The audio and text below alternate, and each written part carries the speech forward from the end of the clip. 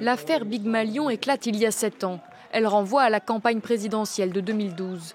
La justice soupçonne la société de communication Big Malion d'avoir établi de fausses factures. Objectif, masquer les dépassements de dépenses de l'UMP, depuis renommée les Républicains. Les premiers éléments de l'enquête révèlent des coûts exorbitants, 18 millions d'euros de fausses factures, portant les frais de la campagne à un total de près de 43 millions, soit plus de 2 fois le plafond légal en France. Le scandale prend une toute autre ampleur lorsque des cadres de Big Malion reconnaissent l'existence d'une fraude. La société était dirigée par des proches de Jean-François Copé, l'un des cadres de l'UMP. Englué dans l'affaire, il démissionne en mai 2014.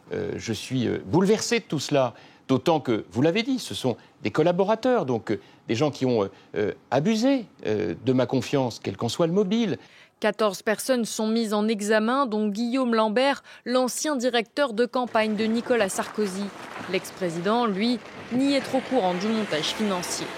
J'ai appris le nom de Big Malion longtemps après la campagne présidentielle. Mais aux yeux des enquêteurs, le candidat, signataire de son compte de campagne, ne pouvait ignorer un dérapage, surtout après des alertes d'experts comptables.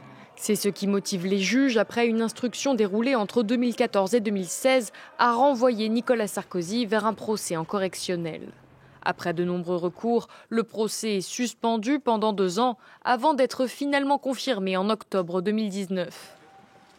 L'ancien président encourt 1 an de prison et 3 750 € d'amende pour financement illégal de campagne électorale.